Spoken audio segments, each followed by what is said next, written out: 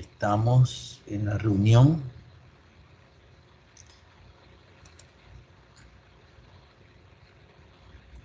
Estamos 106, ya más o menos podemos comenzar, ¿no es así?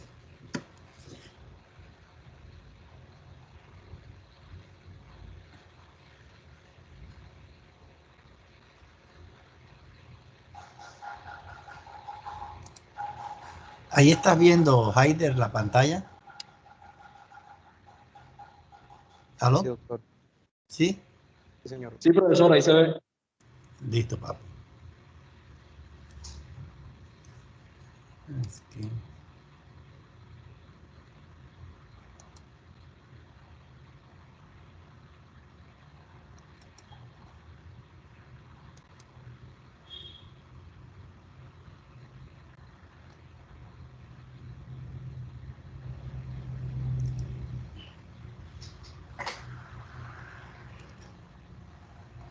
Estoy tratando de coger el pulsor.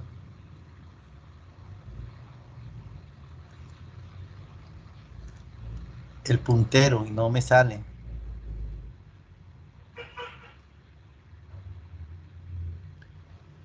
Doctor, se quitaron las diapositivas. Sí. ¿Cómo hago para el puntero, papi? Cuando la tiene en presentación, abajo a la izquierda le aparecen unas opciones que se ven así un poquito transparentes. Entonces por ahí está la del puntero. No, no me sale. Me sale en la pantalla, pero no me sale. Bueno. Pero ahí ves el cursor mío. No, doctor, se quitaron las diapositivas.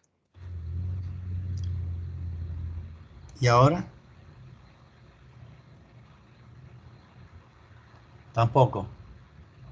Tampoco. No, señor. Ay, hombre.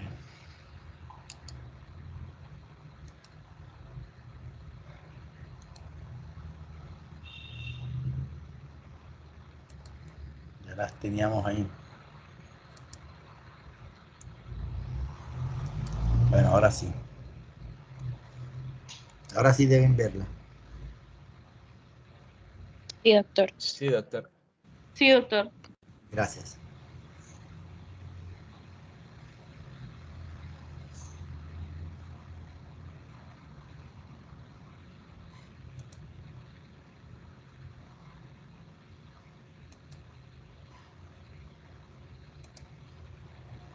Bueno, la actividad de hoy pues es un recorderis de todo lo que ustedes han visto en semiología, en pediatría, en medicina interna 1 y 2, en semiología, que es esto, y en cirugía. Aquí vamos a ver la evaluación de la paciente ginecostétrica desde el punto de vista que no se le debe olvidar que la ginecología es aquella donde la mujer no está embarazada y la obstetricia es aquella donde la mujer está embarazada. No se les olvide eso. Nunca se les olvide. Ginecología no está embarazada, obstetricia está embarazada. Ese, para que más o menos tengan esa referencia y ya ustedes sepan en un momento dado contestar, pero con otras terminologías médicas. Definitivamente la historia clínica es un documento jurídico en que debemos consignar todo lo que tengamos a la mano que nos dice el paciente, definitivamente. En anamnesis, usted hace una buena anamnesis de cualquier patología y esta paciente nos va a decir en un momento dado, esta paciente qué es lo que tiene. La paciente nos dice qué es lo que tiene eh, con sus gestos, con su hablar. En la anamnesis nos dice qué es lo que tiene. En un 80% nosotros podemos diagnosticar qué es lo que tiene la paciente. Entonces no se le olvide que siempre los datos personales deben estar consignados. Los datos, no me sale la cámara y disculpa, no me veo en la cámara. No, La tiene doctor. desactivada, doctor. No, doctor.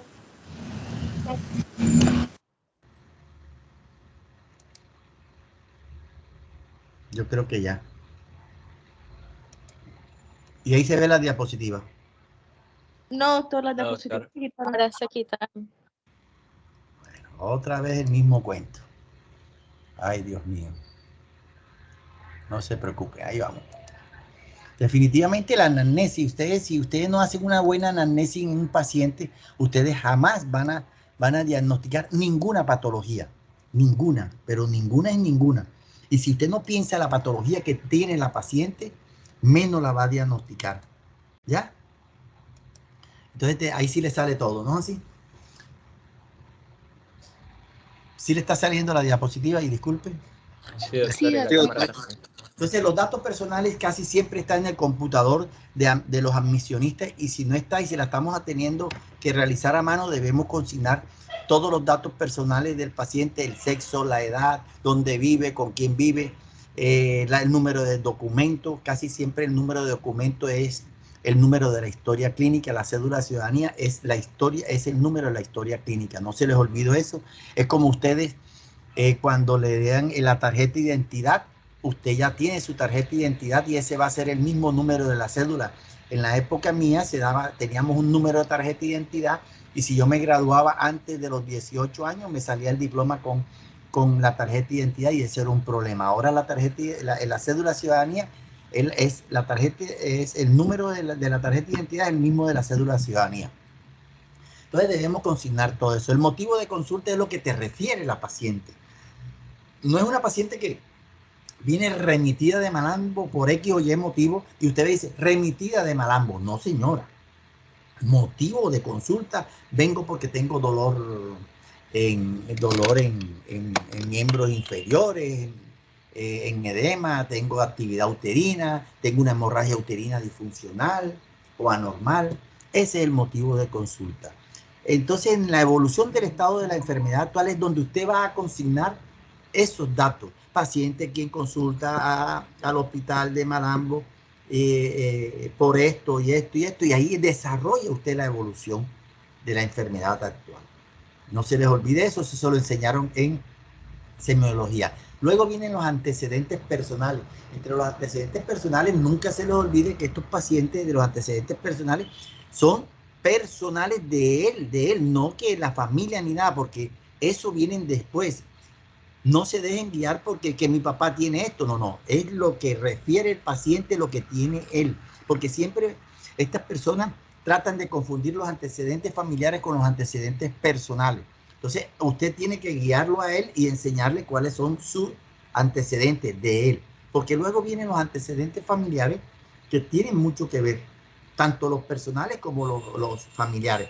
No se le olvide que ahora se le está dando mucho énfasis a los antecedentes familiares y personales. Si son los personales y esta paciente sufrió una amenaza de parto pretérmino, esta paciente posiblemente en un alto porcentaje tenga una amenaza de parto pretérmino, lo mismo que una paciente que tenga una preeclampsia. Estos pacientes van a tener en un momento dado una alta incidencia de tener preeclampsia en el próximo embarazo. Aquellos pacientes también con antecedentes familiares de madres diabéticas, de madres hipertensas, de madre con partos pretérmino, con madre de partos con diabetes gestacional. Estos tienen también una tendencia a tener esta patología. Viene la ficha ginecostétrica. Entonces, en la ficha ginecostétrica, ahí yo más adelante se la voy a desarrollar para que ustedes tengan en cuenta cómo se hace una ficha ginecostétrica. Entonces, uno de los principales motivos de consulta es la historia menstrual, la historia menstrual de la paciente. Entonces, en la historia menstrual de la paciente, tenemos que decirle cuándo se desarrolló, cuándo fue la primera menstruación de la paciente. ¿Cuál es esa? Es la menarquia, la primera regla, la pubarquia y la telarquia. Entonces, tenemos que tener presente esos momentos en que la paciente se le ha presentado este desarrollo. La fecha de última menstruación, ojo, no es el último día de la menstruación. La fecha de última menstruación es el primer día de la regla. primer día de la regla. Nunca se les olvide que es la fecha de última menstruación. Número de días del ciclo y su regularidad. Entonces, el día del ciclo, los días del ciclo que le viene son 4 días y le demoran 28 días, le demoran 30 días, le demoran 35 días. Ese es el número de días del ciclo y de su regularidad. La característica del flujo, la duración, la cantidad, los coágulos, si presenta o no presenta. Por ejemplo, una paciente tiene, no, que es que doctor, yo normalmente me gasto 2 cotes al día. ¿Ya? ¿Empañado o no empañado? No, muy poco empañado, pero ahora no me estoy gastando 2, me estoy gastando 8 y muy empañado. A diferencia de aquella paciente que dice, yo me gasto 10 cotes diarios. Ay, ¿y por qué te gastas 10? Es que yo soy muy asquiente y veo una gotica y me cambio el pañal, no, la toalla sanitaria me la cambio a cada rato. Entonces, eso es lo que hay que tener en cuenta, si está empapado o no está empapado. La dismenorrea son los dolores durante la menstruación, la característica, la duración, la frecuencia. ¿Y con qué se le quita? ¿Con qué se le quita ese dolor que tiene esa paciente durante el ciclo menstrual? El sangrado intermenstrual. Entonces, fíjese, el sangrado intermenstrual a mí me viene cada 28 días, pero a los 13 días, 14 días, me viene un spotting, ¿ya? O me estoy tomando los anticonceptivos y me viene un spotting, ¿ya? Ya eso es diferente, eso lo vamos a ver posteriormente. Los dolores intermenstruales, tenemos que tener en cuenta estos dolores intermenstruales, aquellos pacientes con la ovulación, ojo con eso. Y los síntomas premenstruales son aquellos que le dan antes de la menstruación, como su nombre lo indica, hombre que le duelen los senos, que está irritable, que está deprimida, son síntomas premenstruales que tiene la paciente. En la historia sexual de esta paciente también debemos preguntar las preocupaciones, los problemas, porque esto conlleva a unos pacientes a que se bloqueen y aunque ustedes no lo crean, no tienen hijos. Les doy un ejemplo, un compañero de nosotros, un ginecólogo, de 15 a 18 años, con su pareja, con su esposa, no tuvieron hijos. Una vez hicieron el trámite en Medellín para adoptar un bebé, lo tuvieron y apenas se lo dieron en adopción, a los 2 meses salió embarazada del esposo. Fíjense hasta dónde puede bloquear eso, ¿ya? Entonces, para que ustedes tengan presente que también las preocupaciones, los problemas conllevan a esto, ¿ya? Los números de parejas sexuales. Entonces, los números de parejas sexuales influyen mucho por las enfermedades de transmisión sexual. Ojo con eso, por los números de parejas. Puedes tener 5, 8, 10, 15, 18 parejas sexuales, pero si tú te has cuidado con preservativo, no tienes ningún problema en un momento dado. Menos posibilidades que aquellos pacientes que no se cuidan. La dispareunia es la dolor a las relaciones sexuales que tiene esta paciente, ¿ya? Puede ser, por ejemplo, una epicio. Las episiotomías que se hacían normalmente, ya las epicios se hacen es cuando se requiere.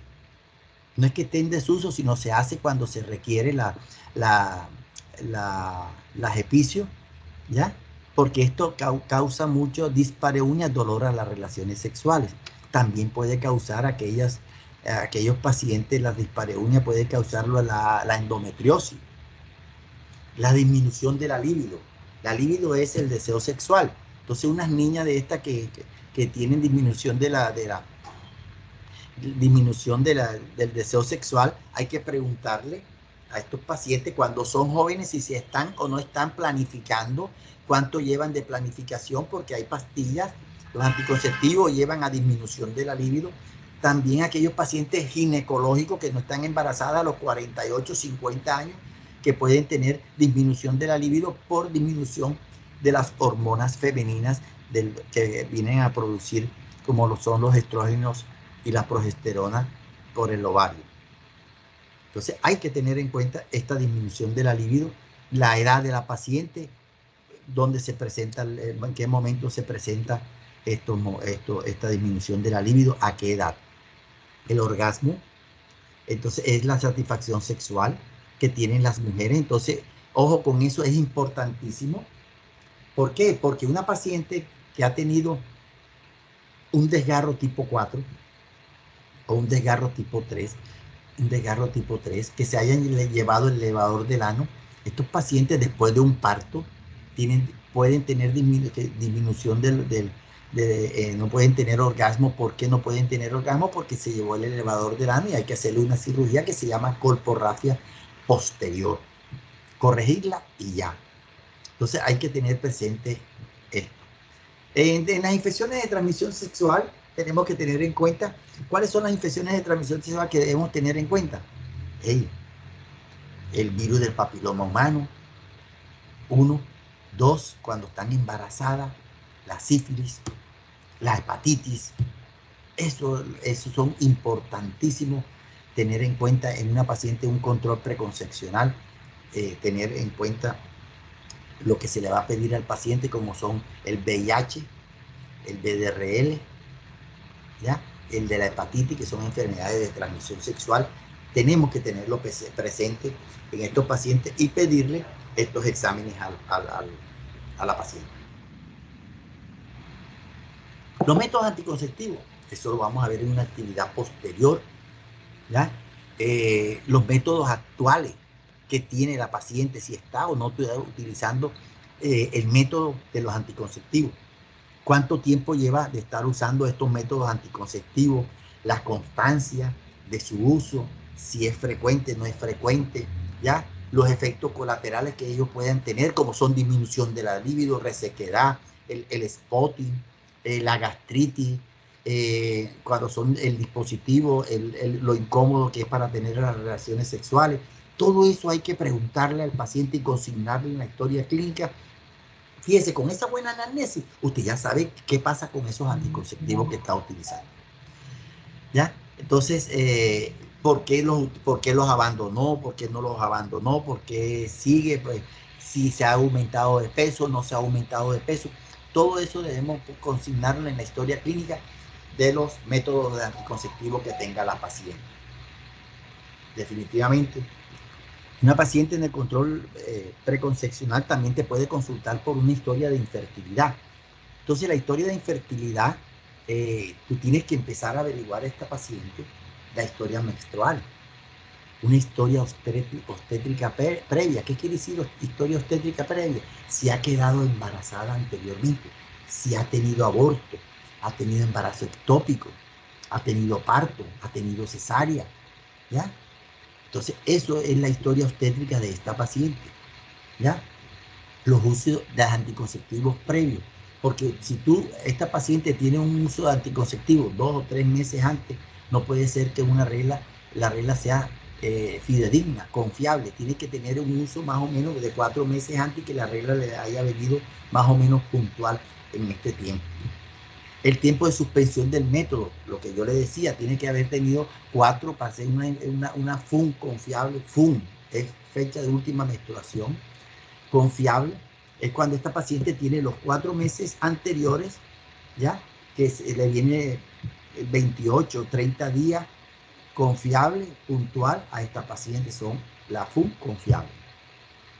Cuando suspendió, si suspendió o no suspendió los anticonceptivos y por qué lo suspendió.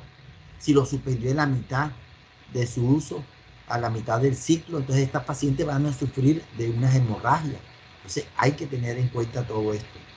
El patrón de actividad sexual. Normalmente unas personas en su etapa sexual activa, en los jóvenes, ya más o menos son, para decir que no sean infértiles estas pacientes, por lo mínimo deben tener 3 relaciones sexuales semanales durante un año. Algunos autores dicen 3 relaciones sexuales semanales durante 6 meses para decir que la paciente es infértil y comenzar a estudiarlo. No decir, por ejemplo, es que yo tengo mi esposo que es aviador y viene una sola vez al mes, o mi esposo maneja buses intermunicipales y se va para Chocó, se va para Los Llanos y viene una vez cada 2 meses. Entonces, son patrones de actividad sexual muy poquitas. Entonces, la historia de reproductividad del cónyuge, hay que predecirle para ver si el esposo tiene hijos en el anterior matrimonio. Y si ella también ha tenido hijos con este matrimonio o con el otro matrimonio. Si esta pareja no han tenido hijos fuera anteriormente en sus matrimonios, hay que estudiarlo a ellos, hay que pedirle un espermograma al paciente, hay que estudiar a la paciente para ver por qué no ha tenido hijos, ni él ni ella. Entonces hay que estudiar a los dos. Lo que pasa es que la historia clínica de infertilidad es muy engorrosa. La infertilidad en el tratamiento de estos pacientes es largo. Tras que es largo, es costoso porque no lo cubre el POS. Entonces, a veces la paciente se aburre y la paciente deja estos seguimientos de infertilidad. Y llevan 8 o 9 años recorriendo todos los médicos y todavía no han quedado embarazadas. Lo que le decía anteriormente, los factores que contribuyen a esto, la actividad laboral. No es lo mismo un paciente que que esté trabajando en las calderas donde reciba todos el calor en los testículos, ya que un paciente o masculino que esté trabajando con el aire acondicionado. Antiguamente los choferes de buses que no tenían, que el motor, el calor le venía por donde estaban los frenos y eso, recibían todos estos calores. Acuérdense que tenemos que utilizar interiores grandes, no tangas narizonas, porque eso te comprimen todo el testículo, entonces te le da calor al testículo. Acuérdense que es un termorregulador el testículo. Cuando hace frío el testículo sube, cuando hace calor el testículo se pone flácido. Entonces es un termorregulador y entre más calor tenga este testículo, los espermatozoides van a tener alteraciones. Entonces, para que tengan en cuenta esto también, ¿ya? De que las mujeres, los hombres deben colocarse interiores normales, ya que queden los testículos un poco expandidos, ya. Las mujeres deben, y 2 blue jeans una vez a la semana, tanto las mujeres también, los jeans una vez a la semana, tampoco deben ser apretados. Utilizar tangas, las mujeres una vez a la semana, ya. Utilizar interiores holgados. Definitivamente la nutrición tiene que ver bastante en la infertilidad de la paciente, como aquellos medicamentos que están ingiriendo que pueden ser nocivos para el producto y tener malformaciones congénitas del producto, como aquellos productos que se utilizan para el acné. Las mujeres que tienen que suspenderlo, hay algunos que lo suspenden 6 meses, hay otros que dicen que 1 año, suspenderlo, que está realizando quimioterapia, radioterapia, tiene que suspender, radioterapia, tiene que tener su cuidado en planificación familiar, por lo mínimo con 2 métodos, para que no tengan ningún problema en estos pacientes. ¿Una pregunta hasta ahora, por favor?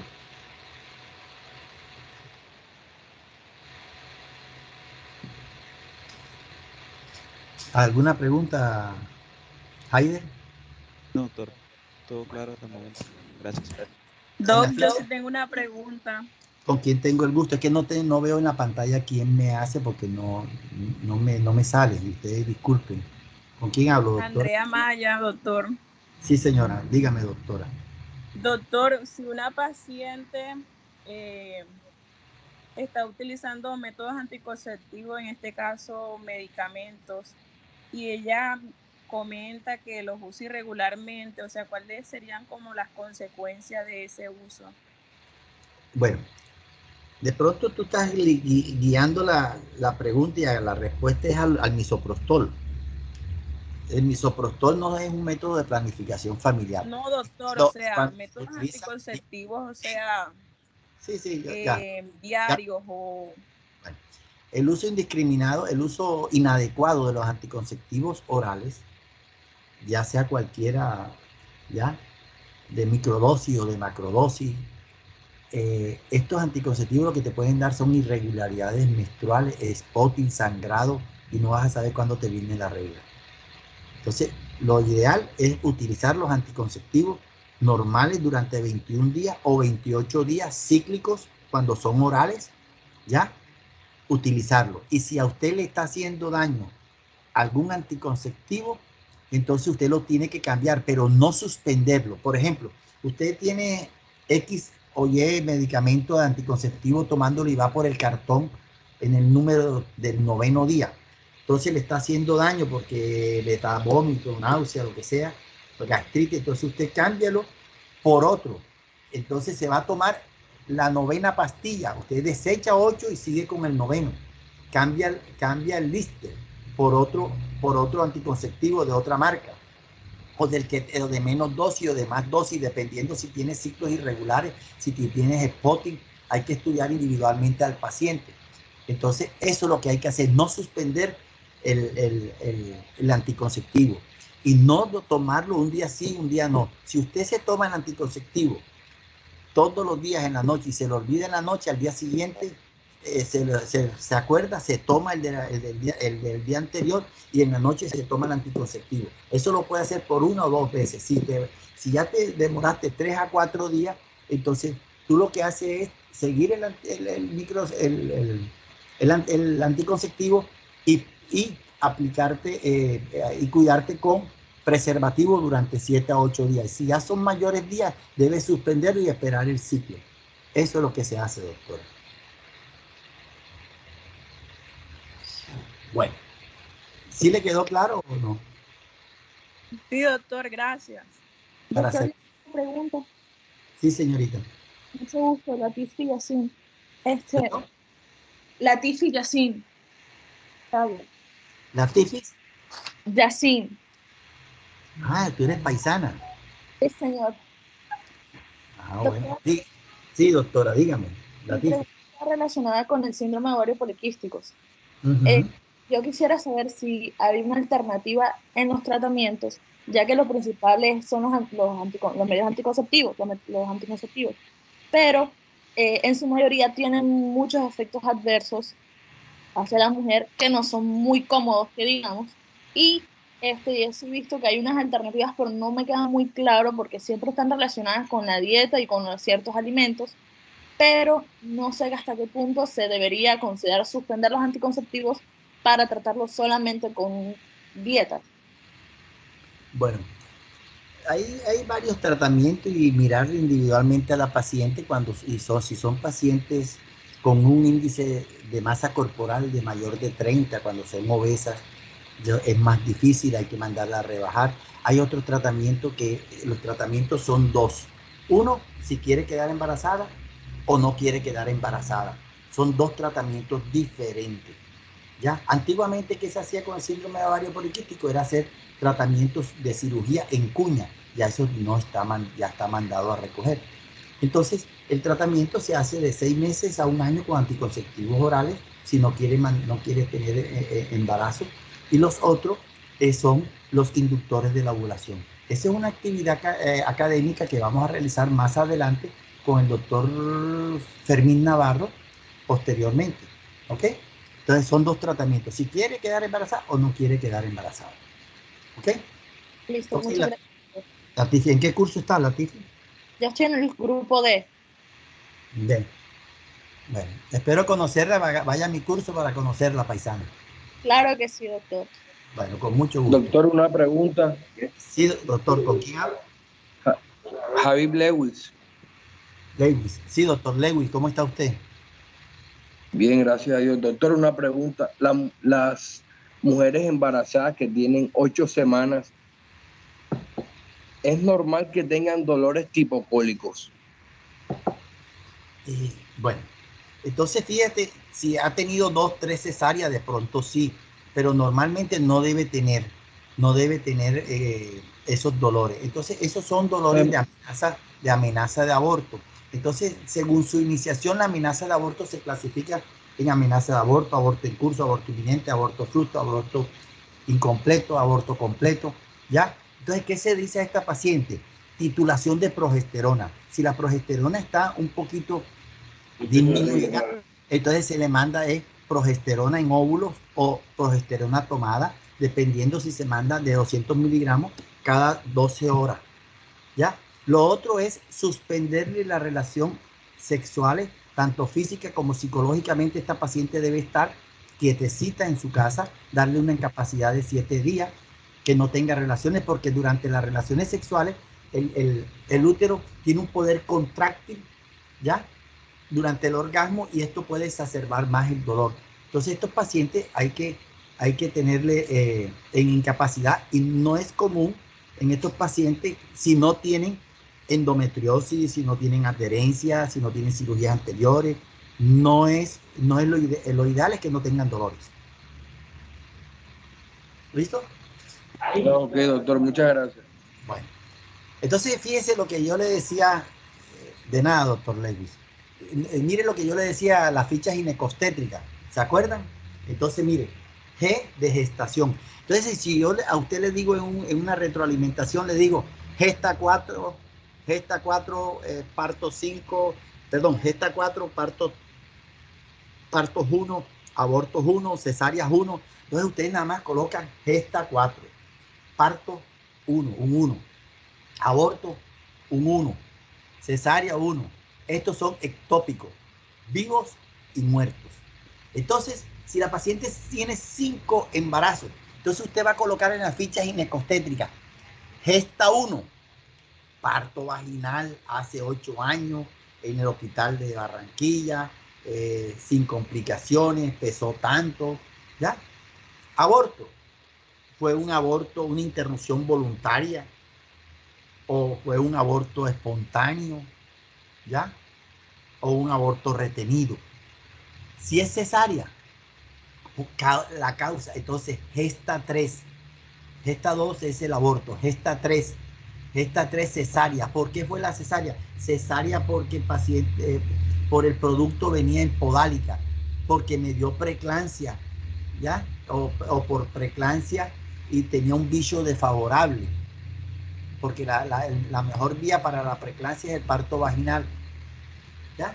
El ectópico, no, si tuve un ectópico en trompa derecha hace 3 años. Cada gestación, usted tiene que diferenciarla y tiene que decir qué pasó en cada gestación. Si fue un parto, un aborto, una cesárea, un ectópico. Y cuando diga vivos, entonces tú tienes que decir si fueron un parto y una cesárea, vivos 2. El aborto no se coloca como muerto. El aborto, el mortinato se coloca después de las 20 semanas de gestación, ¿ya? O cuando nace y se muere en los primeros días. Eso es lo que tienen que tener en cuenta en las fichas ginecostétricas. ¿Listo? Bueno, entonces vamos a la fecha probable de parto. FPP, ¿ya? Entonces se puede calcular por la regla de Pinard y la regla de Nager. La que nosotros utilizamos es la regla de Nager. Entonces, algunas de ustedes, algunas de las pacientes que tenemos la fecha de última regla, se le restan 7 días y se le retroceden 3 meses. Entonces vamos a poner un ejemplo. Entonces, tiene una fecha de última regla. ¿Hoy qué día es? 2. Así es, 2. Quítele 7 días.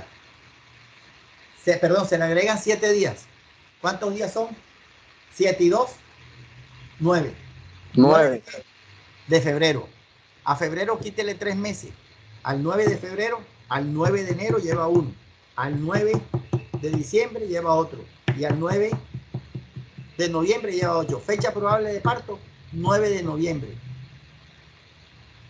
Más o menos 15 días antes o 15 días después. 15 días antes es 37 días. 15 días después de la 39 semana, 41 días.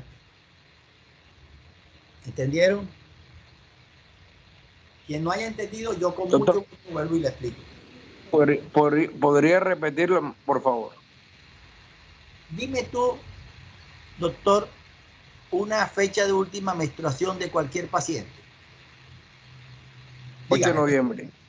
8 de noviembre, doctor. Entonces, la regla de Nager dice que se le agregan 7 días. ¿Qué hace usted? Tranquilo, diga, no se preocupe. Se le suman, no, sería el 15 de noviembre. El 15 de noviembre, profesor. ¿Estamos de Y acuerdo? se le restan tres meses. A noviembre. Entonces, ¿cuál es el primer mes hacia atrás? Octubre. Segundo mes, septiembre. Tercer mes, agosto. Agosto. ¿Agosto qué? 17. 15, no me dijo, profe. 15. 15. Entonces son el 15 de agosto, 15 días antes o 15 días después. 15 días antes de las 39 semanas, que es la fecha probable de parto. ¿Cuánto es? 37. 15 días después, 41. El embarazo prolongado es a partir de las 42 semanas. Pero nosotros estamos hasta las 41 semanas, lo estamos tratando de bajar para evitar la morbimortalidad, tanto materna como fetal. Entonces, hasta las 41 semanas, si la paciente no ha parido, lo que hacemos es hospitalizarla y hacerle una inducción del trabajo de parto, una inducción del parto.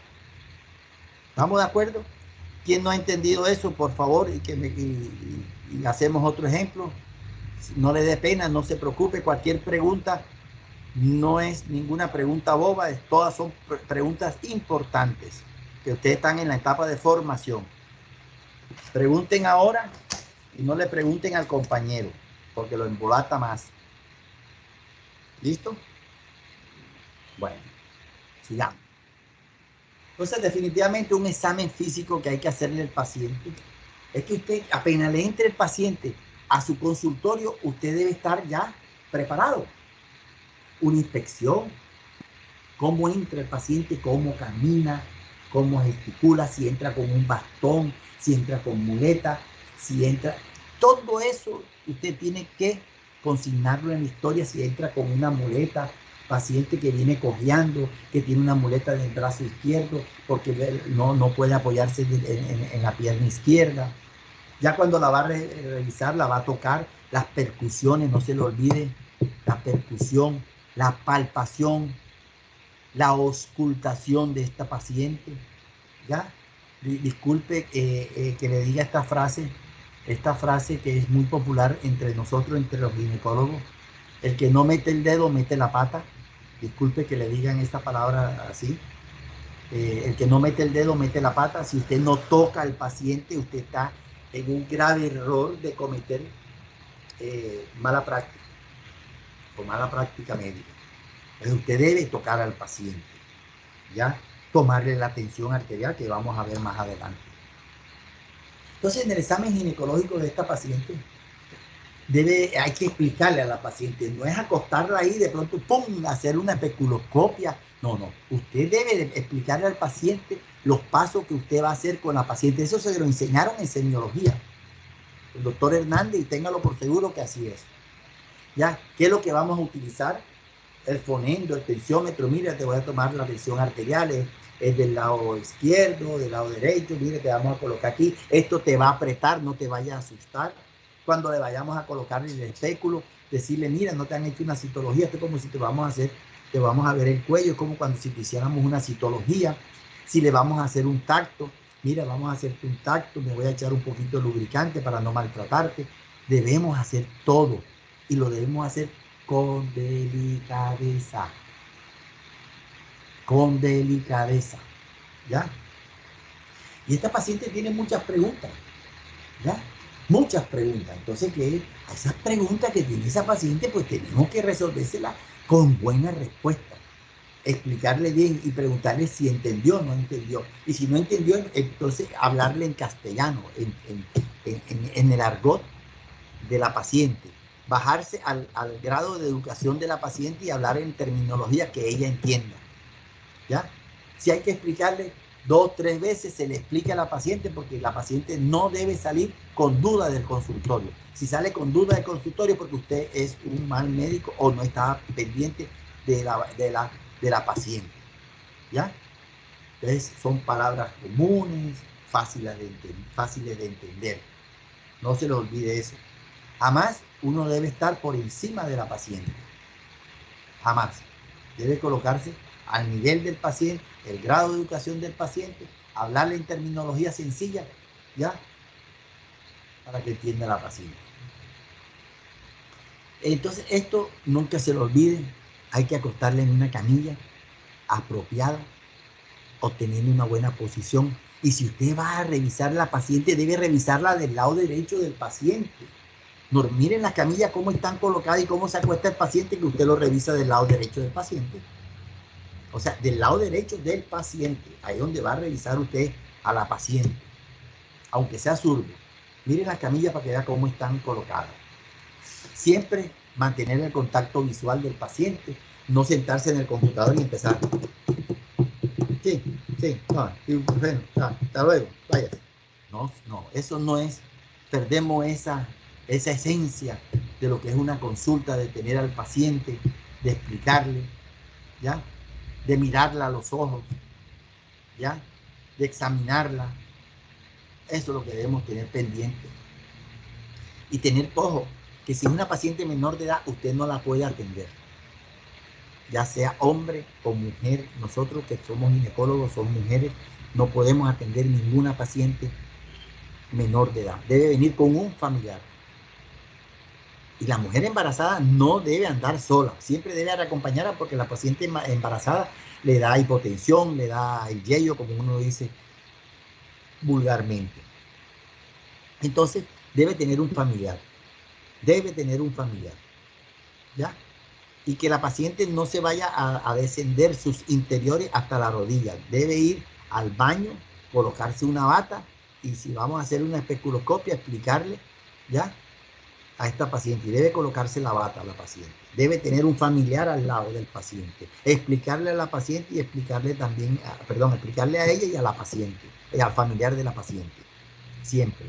Y si no hay familiar, debemos buscar una enfermera, debemos buscar a alguien que nos acompañe en ese examen y consignarlo en la historia clínica. Paciente menor de edad, por lo cual se requiere el acompañamiento de un familiar o de la auxiliar de enfermería que se llama fulanita de tal, o de la doctora tal. Consignarlo en la historia clínica. Si no lo consigna, como si tú la revisas y está está un familiar o está lo que sea, pero si tú no consignas que ella vino acompañada de Juanita Pérez, que Juanita Pérez es la mamá de Josefa Pérez, no podemos hacer nada. Tiene que consignar que está acompañada por alguien, el nombre de la persona que viene con el acompañamiento. Y si es una enfermera, colocar el nombre de la enfermera. Aquí viene esto, fíjense, un autoexamen. Ojo, el autoexamen no te va a diagnosticar un cáncer. Jamás.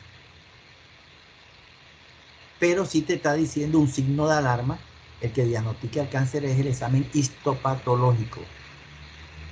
Ese es el que te dice si hay o no hay. Entonces, si usted no se hace el autoexamen, si usted no se sabe hacer el autoexamen, usted no se lo puede recomendar a ninguna paciente. Entonces, 7 días, 8 días después de la regla, usted en el baño, siempre en el baño, usted se coloca la mano acá, con el jabón, se toca en sentido de la manecilla del reloj o en contra de la manecilla del reloj, ¿ya? Se palpa, ¿ya? Se palpa la axila también, el cuello, así. Luego, contralateralmente, en sentido de la manecilla o en contra de la manecilla del reloj, pero debe llevar un orden, examinarse. Si usted en un momento dado siente cualquier cosita, usted tiene que ir donde el médico ginecólogo o el mastólogo para que le examine y tratar de tomarle una ecografía mamaria, ¿ya? No se manda normalmente en las mujeres jóvenes mamografía, eso se manda por la densidad que tiene el tejido fibrótico, el tejido mamario, por la densidad que tiene. Entonces eso se manda más o menos a los 45 y 50 años y tiene que tener sus indicaciones. Se manda una ecografía de seguimiento y si a esta paciente hay que hacerle una biopsia, pues se hace la biopsia, ¿ya? Para estudiar bien a esta paciente. Cuando son enfermedades fibroquísticas mamarias, hay que estudiarla muy bien a estas pacientes. No precipitarse en hacerse cirugía cada rato porque termina la paciente con varias cicatrices en los senos. Entonces, en el examen clínico obstétrico general, definitivamente cuando usted está haciendo obstetricia, en el control prenatal, usted debe lo que le dije, cómo camina el paciente, cómo viene el paciente, el peso. Pesar a la paciente, pesarla, hacerle un seguimiento del peso, ¿ya? Mirar en qué índice de masa corporal y cuáles son las ganancias de peso que debe tener durante los 9 meses. La paciente normalmente debe ganar 1.2 a 1.1 mensual de peso, pero depende del peso que tenga la paciente, porque si la paciente tiene un índice de masa corporal, está en sobrepeso, ya debe ganar menos peso, pero no debe hacer dieta. Ya, la dieta es la que le manda la nutricionista y el médico en un momento dado lo que le manda. La actitud que tiene la paciente al caminar, la marcha, el orgullo de la mujer embarazada. Ya, estos pacientes deben tener, se les presenta una escoliosis fisiológica y tienen dolores a nivel de la columna. Examinar el cuello, la cabeza, el tórax, la frecuencia, la actividad cardíaca, los pulmones, el abdomen, hacer las maniobras de Leopold, ¿ya? Hacerle la altura uterina. En estas pacientes obstétricas, de la altura uterina, del fondo uterino, del borde superior de la sínfisis púbica, borde superior de la sínfisis púbica al fondo uterino, ¿ya? Auscultación. Acuérdense que normalmente la paciente percibe al bebé después de los 5 meses, de las 20 semanas. Percibir es que la paciente sienta unas pataditas y sienta los movimientos del bebé. Esas patadas están, fíjense, son casi 6 libras de presión que recibe la madre del bebé. Esas patadas que son dolorosas, son fuertes, son de casi 6 libras de presión. A diferencia, ojo, que no se va a mover el paciente, que dice la mamá, se me mueve a las 8 semanas, eso no se mueve, ténganlo por seguro que no se mueve, no se mueve. Percibido por la madre, ojo, movimientos percibidos por la madre, a diferencia de la ecografía, que ya la paciente a los 6 semanas ya tiene embriocardio y el bebecito, 7, 8 semanas, el producto de la concepción, ya tiene movimiento dentro del líquido que tiene ahí, ya tiene movimiento, pero percibido por la madre es a los 5 meses, es la diferencia. Y se puede auscultar el corazón después de 6, 7 semanas, a diferencia del mini Doppler que tenemos nosotros, ¿ya? Que se puede auscultar a partir de las 10, 12 semanas, siempre y cuando la paciente no sea obesa. Entre más obesidad, pues es menos que se propague el sonido. Las ayudas diagnósticas en estas pacientes tenemos mucho. Monitoreo fetal después de las 30, 32 semanas, ¿ya?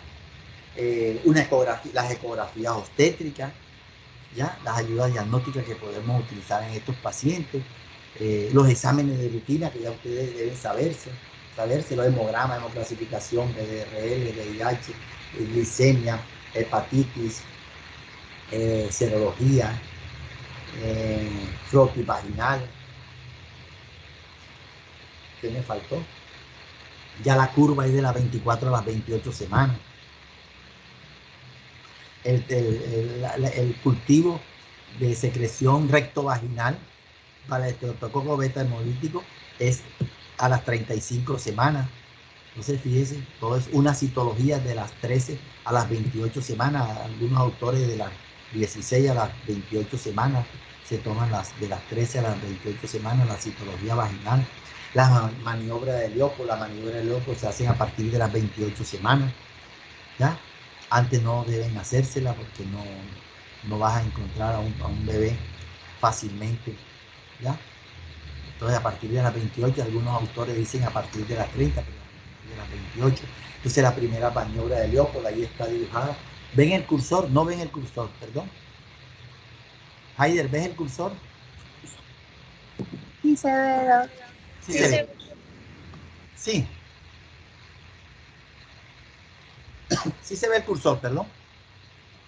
Sí. Sí. doctor. Sí, doctor. Bueno, entonces mire con el canto de la mano acá, mire, qué parte del producto está en el fondo uterino, es la primera maniobra, del lado derecho del paciente, ojo, del lado derecho del paciente. Aquí del lado derecho del paciente, la segunda maniobra, tú aquí, para ver qué parte del producto está de acuerdo con el eje longitudinal de la madre, con el eje longitudinal de la madre. Si está dorso izquierdo, mire, el dorso está izquierdo, está cefálico. Este es el polo podálico, ¿ya?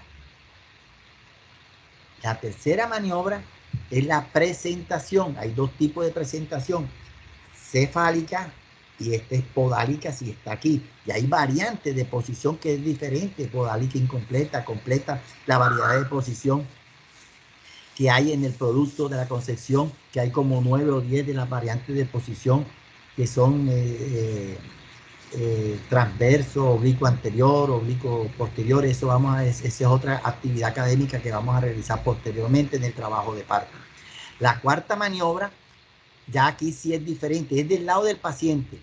La primera, la segunda y la tercera, del lado derecho, mirando a la paciente, a la cara del paciente.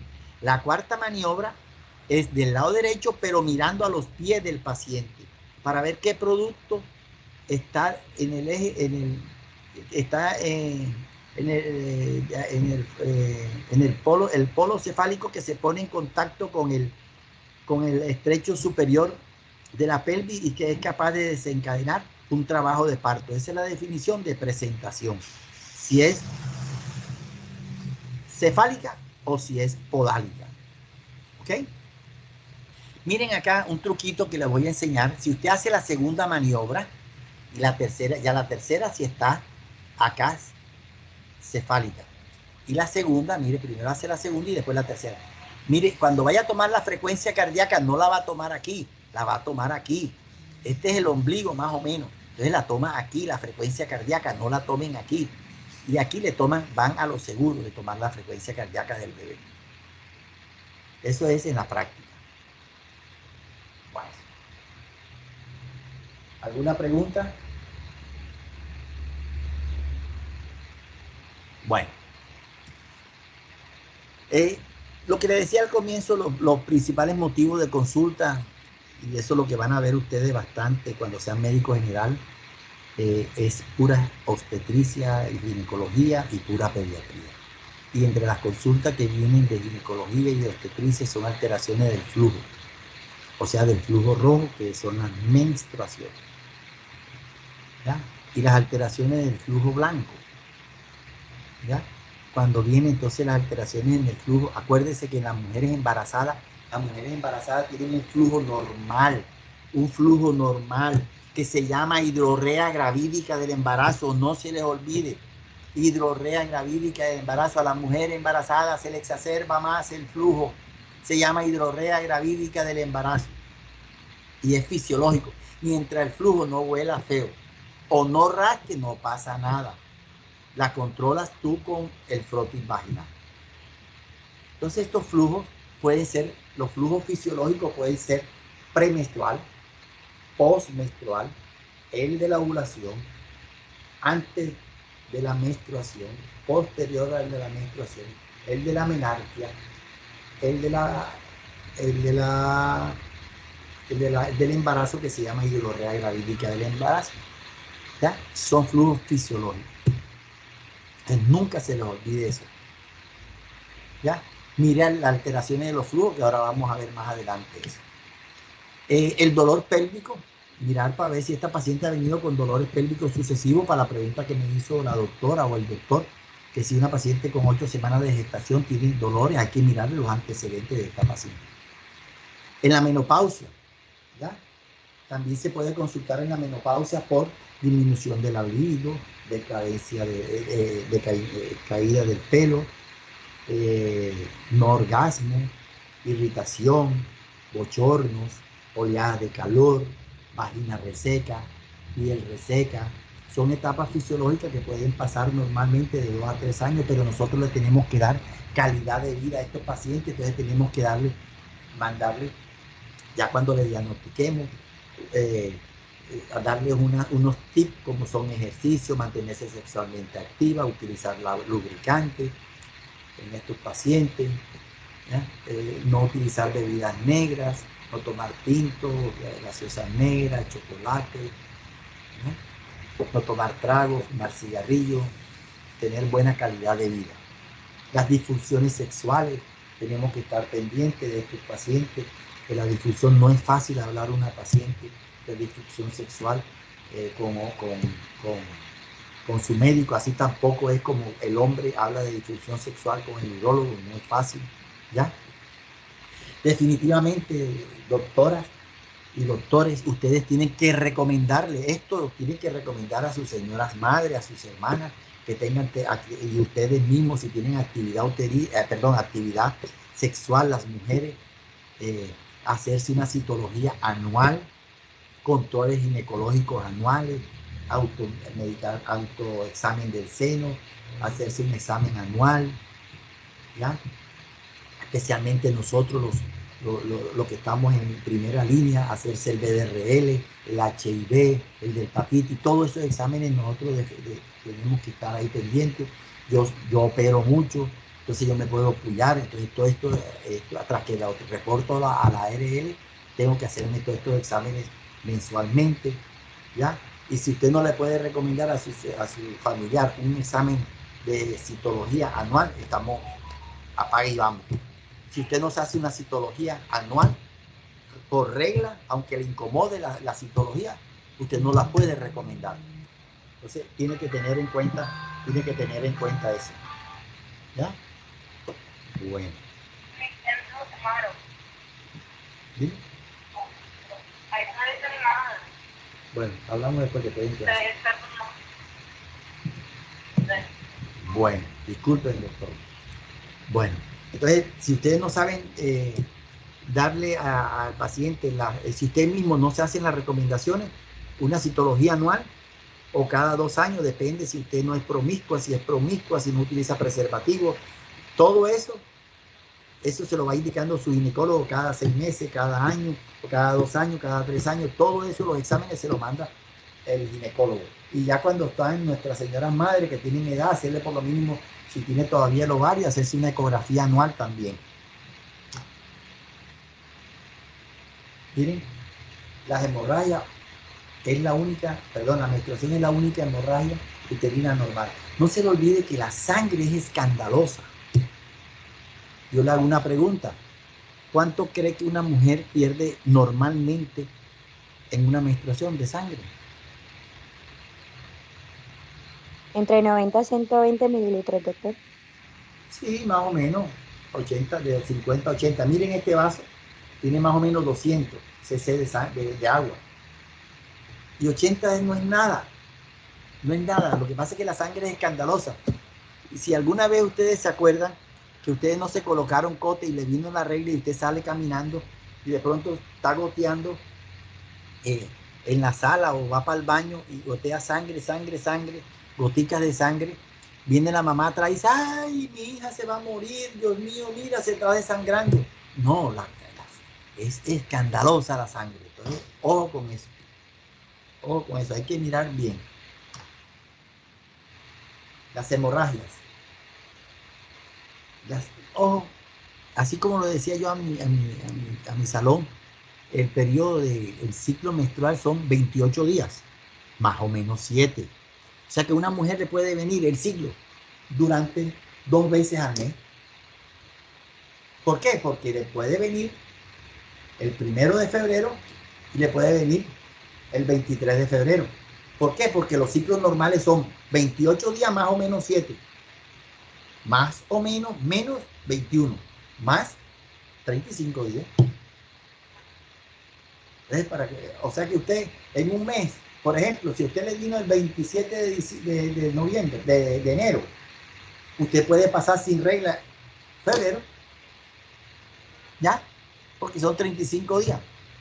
Pero también le puede venir 2 veces en febrero. Normalmente la regla usted le puede demorar de 3 a 5 días. Mire esta paciente cómo está ansiosa, pobrecita, la dismenorrea que tiene. Cantidad de 30 a 80 cc. Esto es lo que pierde una mujer en promedio de 50. ¿Ya? Preguntarle si tiene o no tiene dismenorrea. Definitivamente. Entonces hay que mirar si el sangrado que tiene la señora es relacionada es cíclica. Cíclica es constante, mensual, cada 28 días que le viene, o cada 30 días, o cada 50 días. Y acíclica, que te viene cada 15 días, cada 8 días, cada 3 días, cada 20 días, ya que no tiene un ciclo preciso. Entonces, oligo, etimológicamente, ¿qué significa? ¿Ya? Es sangrado cíclico con intervalos mayores de 35 días. Poli, constantemente sangrado cíclico con intervalos menores de 21 días. Ya te viene cada 15 días. ¿Ya? Amenorrea, 90 días sin la regla. Sin, etimológicamente. Entonces, fíjese, oligo, mayor de 35 días. Poli, menor de 21. Amenorrea, de 90 días. La cantidad, hipo, disminución, menor de 30. Hiper, aumento, etimológicamente hiper es mayor, hipo es menor, mayor de 80. ¿Y cómo sabe que es mayor de 80? Hombre, porque usted sus ciclos son normales y ensucia 3 cotes o 4 cotes, y ya usted empieza a utilizar 8 o 10 cotes, el doble o mayor o más cotes, ya usted sabe que tiene una hipermenorrea. La misma paciente se lo va a decir. Duración, menorragia, menstruación excesiva, abundante y duradera, mayor de 7 días. Metrorragia, la cantidad y duración fuera del ciclo menstrual. ¿Ya? Hipomenorragia, hemorragia poco intensa que ocurre en intervalos regulares menores de 2 días. Mire la cantidad que hay de causas de hemorragias uterinas. Las obstétricas, que son mujeres embarazadas, son amenaza de aborto o abortos, enfermedad trofoblástica gestacional, embarazo ectópico. El embarazo ectópico puede tener o no puede tener hemorragia, placenta previa, desprendimiento prematuro de placenta normalmente insertada. ¿Ya? Son las hemorragias uterinas cuando está la mujer embarazada. A diferencia que cuando viene el tapón mucoso puede salir moco con sangre porque el cuellito se desgarra algún vasito y empieza a salir sangre, ya eso es diferente. La no obstétrica son todas estas mujeres que no están embarazadas, cuando hay tumores benignos o malignos, cuando hay pólipos endocervicales y endometriales, que son, hay que tenerle mucho cuidado. Síndrome anovulatorio crónico, infecciones locales, traumatismo, las erosiones, cuando hay cervicitis crónica, los miomas. Nunca se lo olvide que el mioma que más produce sangrado, ¿cuál es? El submucoso. Nunca se le va a olvidar. El submucoso es el mioma que más produce sangrado. Ahora viene una foto del mioma, de los miomas, de la localización que yo le voy a explicar. La coagulopatía de la paciente, los medicamentos, definitivamente los medicamentos, hasta los anticonceptivos mal tomados, como explicó la doctora, te puede presentar sangrado, ¿ya? Y no es obstétrico, es ginecológico. Una recién nacida por deprimento hormonal puede tener normalmente. Entre 40 y 50 años, ¿ya? Hay que tener en cuenta estos pacientes cuando tienen una hemorragia uterinas anormales, hay que hacerle, estudiarla, mirar cómo está el endometrio, hacerle un legrado biopsia a estos pacientes. Los trastornos emocionales, cualquier susto, cuando ustedes vean el ciclo endometrial, que se lo va a dar el doctor Fermín, deben estudiarlo bien. Ahí se van a dar cuenta que los trastornos emocionales pueden, ¿me escuchan? Sí, doctor, se le escucha. Sí, doctor. Pero como que hay alguien tratando de entrar a la sala. ¿Y cómo le damos? Yo no tengo para darle cabida. ¿Cómo hago? Ya, doctor, ya se le dio. Gracias, muy amable. Haider, tú disculpa que me aprendí fue tu nombre, que estabas ahí, que me ayudaste. En lo que me puedas colaborar te agradecería, doctor. Se fue Haider. Bueno, entonces mi coordinadora o el doctor Pájaro, ¿ya? O el doctor Peña, o la doctora Cortés, me colaboran ahí, por favor. Mi coordinadora no la he escuchado hoy. ¿Dónde está mi coordinadora?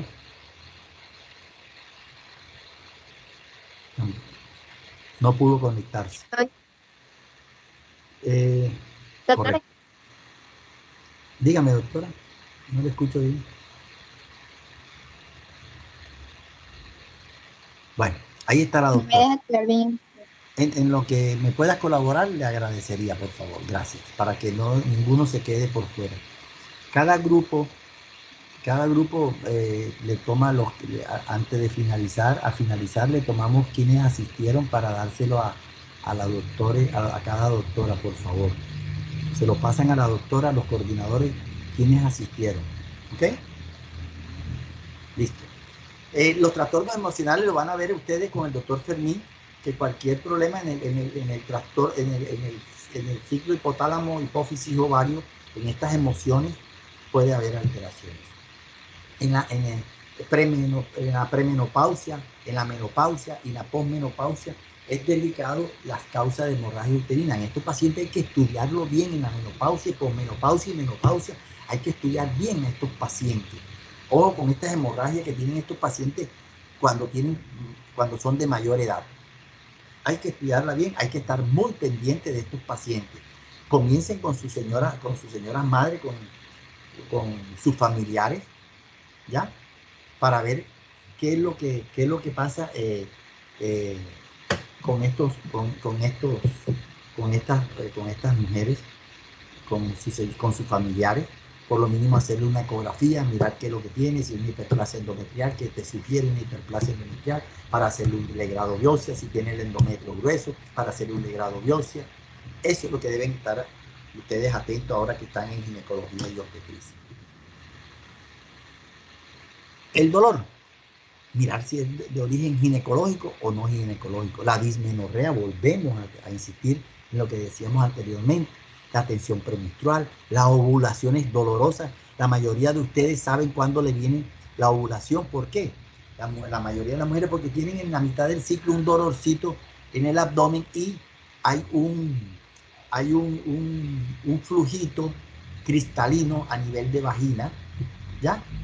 Entonces ahí donde la paciente sí, tiene que hacer un autoexamen, tiene que pensar en todo esto para poder diagnosticar, para poder saber cuándo está en la ovulación y cuándo no está. Entonces, en las ovulaciones dolorosas que son cíclicas, tienen que estar pendientes de esto. En la dispareunia, dolores a las relaciones sexuales, hay que mirar para ver los antecedentes de esta paciente y mirar qué tiene. Porque mire qué le pasa a una mujer, se incapacita mucho con esta dismenorrea. Es causa de incapacidad a nivel mundial, ¿ya? Y no es fácil para una mujer. No es fácil. Entonces hay que tener pendiente esta dismenorrea en estas pacientes para poder colaborar al paciente y hacerla con medicamento, con darle incapacidad a estos pacientes. No decirle, que no te aguanta la regla. No, eso no es frase de nosotros. No es frase de nosotros los médicos. No debemos decirle que nadie debe aguantar dolor. Y lo que debemos darle es buena calidad de vida a nuestros pacientes. Nunca se les olvide eso. Del origen no ginecológico. Mire, el colon irritable. Ahora que vienen unas diapositivas, les voy a mostrar para que vean que muchas veces las mujeres confunden los cólicos, los divertículos, el apéndice, la cistitis, la asitis, el colon irritable. Todo eso lo confunden con quiste de ovario, con que le duele el ovario, con que le duele el útero. Bueno, entonces eso es lo que tienen que estar pendientes. Estos dolores, ojo con estos dolores agudos en el embarazo. Puede ser un embarazo ectópico que está comenzando a las 5, 6 semanas, 4 semanas. Una torsión de un quiste de ovario.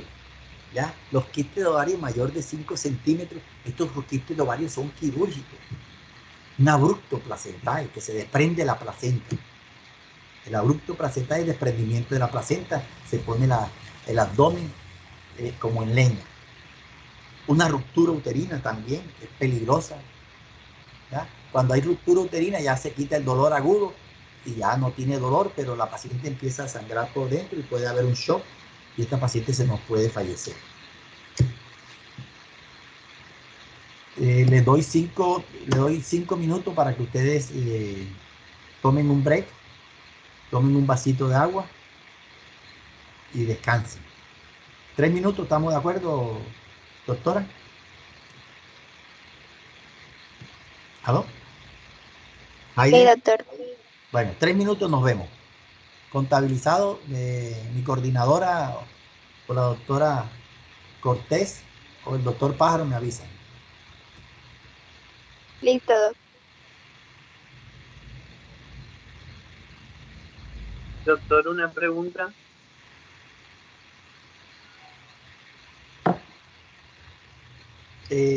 Vamos a descansar y después le hacemos, anote la pregunta y después la hacemos, ¿ok? Para que los compañeros también estén pendientes de la pregunta y hacemos un break de 3 minutos. Ya van 30 segundos, lo voy a contabilizar. 3:14 a las 3:17.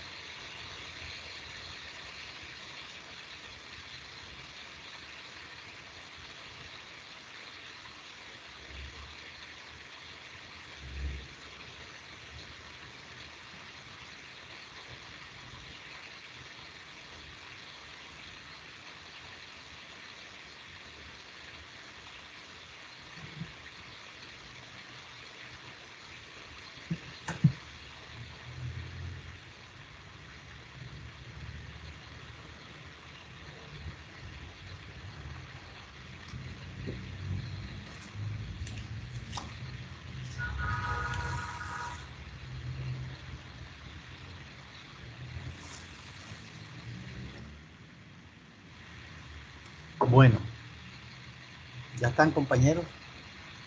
¿Doctores? Sí, doctor. Sí, doctor. ¿Qué pregunta me iba a hacer el doctor? No me acuerdo el nombre. Doctor, Señor. Juan Sebastián Serrano, yo le iba a preguntar si el desprendimiento prematuro de placenta normoinsertada era lo mismo que la abruptio placentae. Sí, desprendimiento y aborto placental es lo mismo, sí, señor. Bueno, muy bien, muy buena pregunta, doctor. Los exámenes generales del abdomen, mire, esto es recordarlo de semiología, cuadrante superior derecho, cuadrante superior izquierdo, mire, cuadrante inferior izquierdo y este cuadrante superior derecho. Entonces miren dónde está el útero. Esta es la vejiga. Aquí está el útero detrás de esto, aquí como una perita, aquí. Si bien el cursor, ahí. Entonces si la paciente le dice a usted que no está embarazada, que tiene un dolor aquí, ojo, con el colon transverso, el intestino delgado, ¿ya? Si es por acá, el colon sigmoide, pero ya si es por el lado del apéndice, ya es diferente, ¿ya? Que si tiene que si está acá en el ciego, no es el ovario derecho. Que si es el colon descendente, no es el ovario izquierdo. Miren aquí, ustedes tóquense la sínfisis púbica y ahí abajo está el útero en aquellas mujeres ginecológicas que no están embarazadas. ¿Okay? Entonces, a medida que crece el útero, va creciendo, ¿ya? Y esto va desplazándose. Entonces, para que tengan en cuenta, mire, ¿ya? ¿Dónde queda el apéndice cifoide? La sínfisis, borde superior de la sínfisis púbica, que aquí es donde se toma la altura uterina. Entonces, tenemos que hacer una inspección al abdomen, mirarlo, cómo es el abdomen, el volumen del abdomen, en el embarazo o en la citis, el estado de los tegumentos, cómo están, cómo está el ombligo, la situación y aspecto del ombligo, todo eso debemos mirarlo. La obesidad, masas intraabdominales, el embarazo, ojo con el embarazo, el edema de la toxemia, que la piel es gruesa y acartonada, las estrías. Mire, usted se puede cuidar con las cremas que usted quiera, pero si le va a dar estría, le da estría con crema y sin crema, pero le va a dar, más o menos, pero le va a dar. Mire, el panículo adiposo. Estos pacientes con las obesas, cuando se operan, mire, hazte claro que esta paciente ya la operamos. Y mire, cuando se levanta, ¿dónde le cae el abdomen? Entonces, aquí está la incisión tipo Van Steel. La tipo Van Steel es acá. Está aquí. Y mire cómo le cae la piel encima de esa cicatriz. Entonces se va a humedecer y se va a infectar esta paciente. ¿Ya? Entonces hay que tener en cuenta a todos estos pacientes que son obesas para tratar de que no se nos infecten las heridas. Cuando son pacientes delgados, hay diástasis de los rectos abdominales cuando paren. Aquí la diástasis es una abertura que hay aquí de los rectos abdominales. Eso usted lo palpa. Es cuando en la paciente posparto le coloca los dedos acá. No sé si me ven ahí. Aquí así. Y le dice a la paciente que trate de levantarse y ahí hay como una especie de un huequito. Esas son las diástasis, se abren los rectos abdominales. Estos pacientes que tienen diástasis de los rectos abdominales cuando tienen parto, el ejercicio es lo mejor, los abdominales, a diferencia de las pacientes que hacen cesárea que no pueden hacer abdominales sino 8 meses después de la cesárea. Esa es la gran diferencia. El parto es lo más fisiológico, lo mejor para una mujer, sale bailando de una vez, a diferencia de la cesárea que tiene un postoperatorio muy doloroso. Entonces debemos palpar el abdomen, palpar la vagina en la primera consulta y cada vez que la paciente nos consulte si tiene algún problema. No tocarla por tocarla. Si no tiene problemas vaginales, ¿para qué la vamos a tocar? Los tactos vaginales, los tactos rectales, los tactos rectoabdominales ya están mandados a recoger, los tactos rectovaginales también. Esto lo hace solamente el recto abdominal, el recto abdominal, el recto vaginal. Esto lo hacemos solamente cuando estamos sospechando de CA de cervix, cuando están los parámetros tocados, que están ya comprometidos para clasificación, ¿ya? Pero hacer un tacto rectal a una paciente embarazada no tiene ninguna justificación, ¿ok? Entonces, para que se den cuenta en eso, que no debemos hacer contactos rectales. Si no, está indicado. ¿Ya? Entonces, fíjense, las masas que debemos encontrar, tenemos que mirar el abdomen, palparlo, mirar de qué tamaño está, si se mueve, no se mueve, si tiene, con qué limita, si hay dolor, no hay dolor, ¿ya? Entonces, todo esto lo debemos consignar. Una masa de más o menos 8 centímetros de circunferencia que está en flanco derecho, que colinda con tal estructura, ¿ya? Es de consistencia blanda, dura, ¿ya? Es rugosa, es dolorosa. Todo eso tenemos que consignarlo y en dónde está. La percusión, definitivamente. En la percusión, esta paciente en ginecología, ¿ya? Debemos hacerle percutirla, ¿ya? Cuando es normal hay una resonancia, cuando hay es algo de origen genital, es de matidez, algo duro, ¿ya? En la auscultación es poco importante en las masas, ojo, en las masas es poco importante, pero es importante la auscultación en aquellos pacientes que están embarazadas para escuchar la frecuencia cardíaca fetal. Pero en las masas es muy poco uno ausculta pensando que es un embarazo, de pronto puede ser hasta ectópico abdominal, ¿ya? Pero no porque las masas tengan, es muy poco importancia la auscultación, ¿ya? Hay que diferenciarla de las masas gestacionales, lo que le decía, de un ectópico abdominal. Cuando son de origen parietal, ¿ya? Edema de la toxemia, si hay tejido adiposo, si hay inflamación, si hay hernias ventrales en estos pacientes. Tenemos que tener pendientes en las pacientes ginecológicas, todo esto en las pacientes ginecológicas, buscando alguna masa que nos guíe qué es lo que tiene la paciente, y después tenemos que corroborarlo con una ecografía, con una resonancia magnética, con un TAC, con lo que ustedes quieran, pero tenemos que confirmar todo esto.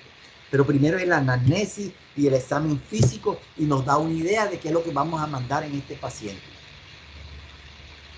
Cuando son de origen del peritoneo, cuando son colecciones cerosas, sanguíneas, purulentas, vienen cerosas primero, después sanguíneas, luego se convierten en cerosas, luego en purulentas si no se hace tratamiento, en la peritonitis tuberculosa o en la peritonitis debido a una perforación intestinal o a una perforación de apéndice, a una citis de esta paciente. Cuando son de origen intestinal hay distensiones gaseosas, entonces ahí hay mucho timpanismo. Entonces tú vas hay mucho timpanismo en estas distensiones gaseosas, como en los bolos fecales se palpa los bolos fecales, cuando hay bastantes bolos fecales en estos pacientes que son flacas, porque cuando se le hace una paciente con un tejido adiposo mayor es más difícil palpar el bolo fecal en estos pacientes en obstrucción intestinal. Cuando tenemos un proceso inflamatorio como es la ileitis, ¿ya? Cuando son apendicitis supurativa o asexo o un plastrón apendicular, también hay que tener mucho en cuenta estos pacientes que son estos pacientes en ginecología, ¿ya? Cuando hay hepatomegalia, esplenomegalia, vejiga distendida, la vesícula biliar, tenemos que, ojo con esto, que tenemos que estar pendientes en los pacientes no ginecológicos, en los pacientes ginecológicos, la hepatomegalia, la esplenomegalia, la vejiga distendida, la vesícula biliar, pero también tenemos que tener en cuenta en aquellos pacientes ginecológicos también la vesícula, ¿ya? Los cálculos, la esplenomegalia, la hepatomegalia, una vejiga distendida, también lo tenemos que tener en cuenta. También aquellos pacientes que son en la postcesárea, también tenemos que tener en cuenta la vejiga distendida, o en aquellos pacientes que están en trabajo de parto, que nos obstruyen la vejiga distendida, nos puede obstruir un trabajo de parto. Entonces, ojo con eso. Infección de la vulva, mire, los labios mayores, los labios menores, el capuchón del clítoris, el monte de Venus.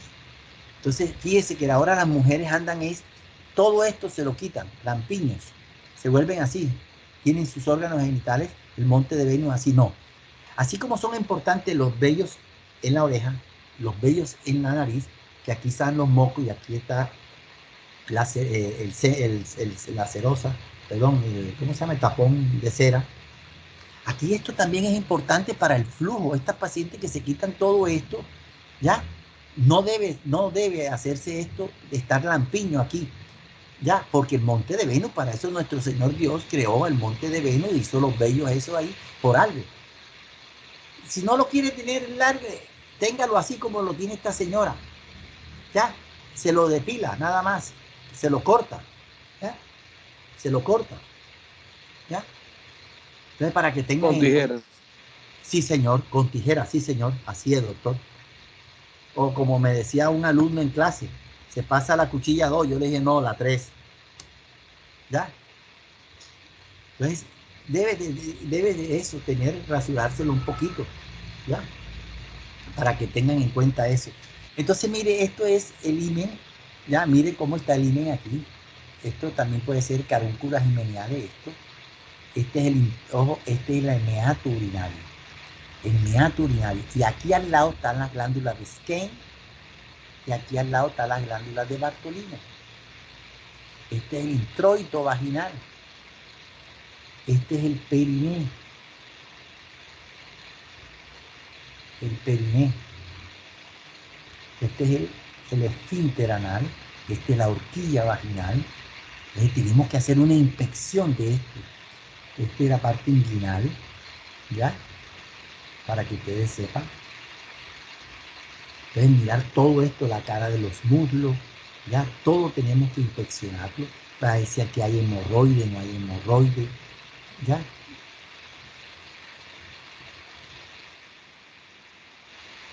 Miren, en la vulva podemos tener edema de labios. Cuando las pacientes se rascan mucho por el flujo, puede producirse un edema, y eso es así, ¿verdad? Este es un hematoma vulvar, pero se ponen así como está aquí, se pone como una vejiga, ¿ya? Entonces estos pacientes hay que darle antiinflamatorio, mirar si es flujo, darle la característica del flujo. Miren los vellos cómo están aquí. A diferencia de esto hay que quitarle un poquito, ¿ya? Aquí está más poblado, ténganlo así, ¿ya? Si no le gusta, no le gusta así, no le gusta así, no lo tengan así, ténganlo así por lo mínimo, ¿ya? Los hematomas vulvares, ojo, después de una cesárea también hay que mirar los hematomas vulvares, aunque el parto no es por aquí, sino por acá, por la vía abdominal, algo de pronto viene el hematoma por la cicatriz, viene descendiendo por acá. Cuando hay los partos también en las epicios, en los desgarros, que uno no sutura bien y se le pueden presentar estos hematomas de la vulva, ya el tratamiento es diferente. Hay que hacer un tratamiento diferente a estos pacientes para que tengan en cuenta eso, que las 2 primeras horas en los pacientes que han tenido su parto, su cesárea, son las más críticas, que debemos tener los signos vitales presentes y el sangrado vaginal en las 2 primeras horas de la paciente. Mire, esta es la elenfantiasis, perdón, ¿ya? Miren cómo se puede palpar un quiste, esto es un absceso. Mire el quiste, cómo se debe palpar y nombrarlo un quiste en labio mayor izquierdo. Esto tiene más o menos 3 centímetros de circunferencia, que ocupa todo el labio. Todo eso lo tiene que describir, que es duro, móvil, no doloroso, ¿ya? Estos abscesos, que pueden ser abscesos también de la glándula de Bartolino, ¿ya? O cuando ustedes, las mujeres, se depilan, también le puede salir un absceso aquí, un absceso acá. Mire que todos los dibujos, cómo se los muestran, con poquito vello, no lampiño, para que tengan en cuenta. Mire el quiste de Nuc. Miren el quiste de Nuc, que se confunde con una hernia inguinal. Ahí está, ese es por el ligamento redondo, en el quiste de Nuc. Mire la vagina, cuando ustedes hagan un tacto, entonces ustedes siempre los dedos son los ojos de uno, cómo está, apréndanse cómo es la consistencia de la vagina, la contextura, la aspereza, la blandura, la amplitud de la vagina. Entonces usted hace un tacto y dice amplitud, no, el hecho de que la paciente los dos dedos no se introduzcan no quiere decir que tiene una pelvis inadecuada, ojo, eso es diferente, ¿ya? La amplitud de la vagina, el endurecimiento, la tumefacción, si está relajada o no, la estrechez, ¿ya? Si hay cicatrices, no hay, si hay deformidad, si hay dolor, la temperatura. Nosotros a veces tenemos una sigla que es LAT, LAT, longitud, amplitud y temperatura, ¿ya? Longitud es de 10 hasta 15 centímetros, 13 centímetros, la longitud de la vagina, que esto se puede ampliar, este es el cuello, se puede ampliar durante las relaciones sexuales y se expande más. La amplitud, que esto puede ser estrecho, pero no quiere decir que tenga una pelvis no ginecoide. Y la temperatura, usted introduce los dedos, ya sabe, ya se le grabaron la temperatura, ¿ya? Y cuando está caliente a usted los deditos le dice enseguida que está caliente. Entonces, para tener en cuenta eso, la longitud, la amplitud y la temperatura en esta paciente. Si hay cicatriz y no hay cicatriz. El cuello, mire la posición. Miren, este es el coxis, los glúteos, el recto. ¿Lo vieron? Mira aquí, donde está el canal vaginal. Este es el útero, el cuello. ¿No? Entonces, mirar en qué posición está, si en retroversión, intermedio, anteversoflexión, la dirección, la forma, el tamaño, la consistencia, la sensibilidad, la movilidad. Yo quiero que hagan un ejercicio todos ahora y se colocan el dedito en la punta de la nariz y se lo hacen así, tiqui, tiqui, tiqui, tiqui. ¿Ok? Colóquenselo. Ahora, por favor, tóquense el lóbulo de la oreja, tóquenselo, tiqui, tiqui, tóquenselo.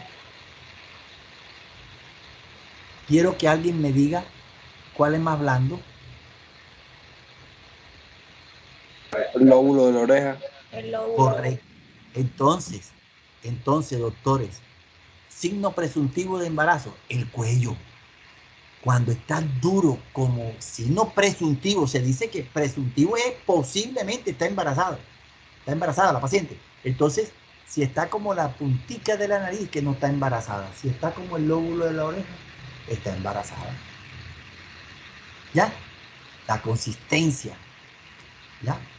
Y también esa consistencia se mide en estos pacientes hasta las 32 semanas, la longitud del cuello, que normalmente de 2 a 3 centímetros, ¿ya?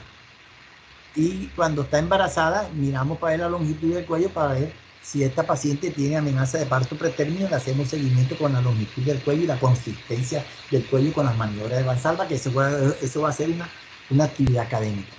Entonces, la consistencia para que más o menos, la movilidad también. Miren, este es el ovario. ¿Sí lo ven? ¿Listo? Este es el ovario izquierdo, los folículos.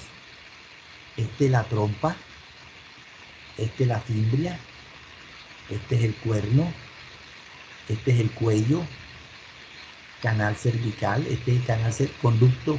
Orificio cervical externo, orificio cervical interno, fondo del útero, ¿ya? Cuerpo del útero, segmento queda aquí, ¿ya? El cuello, el cuerpo, ¿ya? El fondo del útero está aquí. Este es el endometrio, ¿ok? Y el miometrio de aquí. Endometrio y miometrio. ¿Listo? Entonces mira la palpación, ¿ya? Mire cómo está. Hacemos un tacto, Mire, este es el recto. Mire, este es el recto y este es el canal vaginal. Este que está aquí es el tabique recto vaginal. Mire el cuello mío. El cuello mío es más grueso que el tabique recto vaginal. Para que lo sepa. Entonces, mire, usted hace una puja o introduce el cuello y el útero va hacia arriba, hacia atrás. Ojo. No, ven.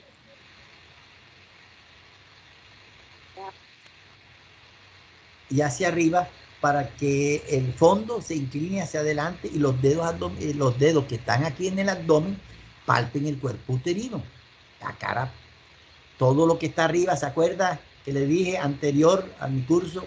Todo lo que está abajo es posterior, para que parte posterior, para ver cómo está la parte posterior. ¿Ya? Así es que se palpa el cuello. Lo otro es, este es el fondo de saco de Douglas anterior, está arriba, todo lo que está arriba es anterior. Y este es el fondo de saco de Douglas posterior. Este es el saco de fondo de Douglas de izquierdo y el que está de aquel lado es el derecho. Entonces ahí, ¿qué vamos a palpar? La parte inferior de la cara anterior. Todo esto. ¿Listo? Y así palpamos el útero. Hombre, esto se palpa más en aquellas personas que son delgadas. En las personas que son gruesas es más difícil. No se le olvide, es más difícil la palpación en estos pacientes. Esta es la palpación combinada cuando están los úteros en anteversoflexión. Mire, esta es la vejiga. Este es el recto. Este es el canal vaginal. Mire, está en anteversoflexión. ¿Dónde descansa? El cuerpo uterino, el fondo del útero, descansa sobre la, ¿qué es esto? Vejiga. La vejiga. Eso, muy bien, doctor, muy bien. Descansa sobre la vejiga, entonces está en anteversoflexión. Y mire aquí en retroversoflexión, ¿dónde descansa el fondo uterino? En el recto, ver aquí, muy bien, ya lo vieron. Entonces, ¿dónde está la vejiga aquí? Aquí, vea. Aquí está la vejiga, vea. Esta es la vejiga. Nada, no. Sí se orientaron, por favor. Esta es la vejiga, esta es la vejiga. ¿Perdón? Sí, sí, estamos orientados. Gracias, doctor. El que no esté orientado me avisa, yo le repito, con mucho gusto. Esta es la vejiga, vea. Mire la vejiga aquí. ¿Ya? Mire dónde está. El esfínter anal. Mire acá. Retroversoflexión. Mire el fondo uterino dónde está. Entonces los tactos rectal, ya yo le dije que la paciente obstétrica muy poco lo utilizamos. ¿Ya? Antiguamente se utilizaba y que para palpar a aquellos pacientes, cuando no estaba la ecografía, que palpar el acolchonamiento de la placenta. No, es más difícil. ¿Ya? Entonces miren, con el advenimiento de la ecografía ya no hacemos tactos rectales. Los tactos rectales también están cuando se hace apendicitis, pero con el advenimiento de las ecografías ya las apendicitis, ya el tacto rectal es obvio. Ya el diagnóstico te lo puede hacer hasta un ecografista de una apendicitis. Imagínate, ya estamos dejando relegada la clínica, pero debe predominar la clínica. Jamás se lo olvide eso. Cuando usted vaya a hacer un tacto rectal, hágalo con tranquilidad, con respeto, mucho respeto. Utiliza lubricante, ¿ya? Y suavemente, ¿ya? Palpar los ligamentos del útero, los sacros, que son más asequibles, los paramétrios, ¿ya? La cara anterior del sacro, el coxis, la pared pélvica, todo lo que se puede palpar en un tacto rectal.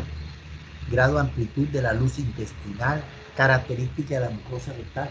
Entonces, todo esto lo tenemos que hacer y lo hacen los ginecólogos oncólogos, los cirujanos oncólogos, lo hacen. Esto está rectal. En una mujer embarazada, si no hay indicaciones, no tenemos que hacerla para nada. Para nada es nada. Palpación recto vaginal. Miren. para ver si hay, aproximar la masa del saco al fondo del saco de Douglas. Este es el útero, miren, aproximado aquí al fondo del saco de Douglas. Esta es la vejiga, y le repito, miren el tacto vagino rectal.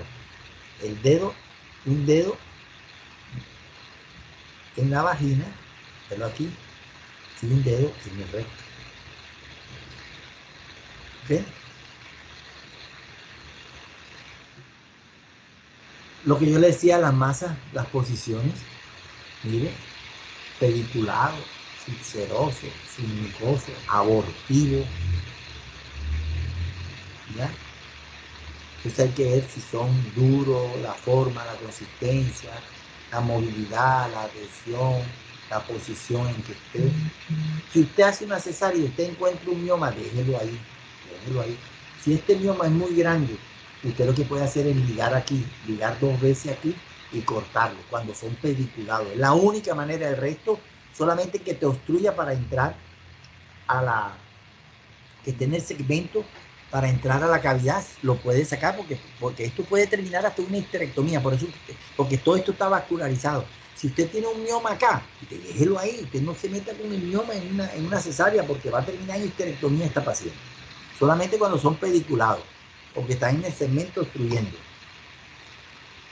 Mire los procesos de origen tubárico, este es el cuerno, este es el fondo del útero, esta es la fimbria, esta es la trompa, mire que está inflamada. ¿Ya? Cuando hay un absceso tubárico o tubo ovárico, o tubo ovárico, la tuba, esto se llama tuba de la trompa de Fallopian. ¿Ya? Cuando hay un embarazo ectópico no roto, eso lo vamos a ver también en otra actividad académica. Las masas de origen del ovario, ¿ya? Cuando hay por ecografía la podemos ver, un cistoadenoma, un teratoma de las 3 capas embrionarias, miramos, y por ecografía si tiene o no tiene circulación, si se le ve al efecto Doppler, si hay circulación de estas masas, son más peligrosas, ¿ya? Y mirad.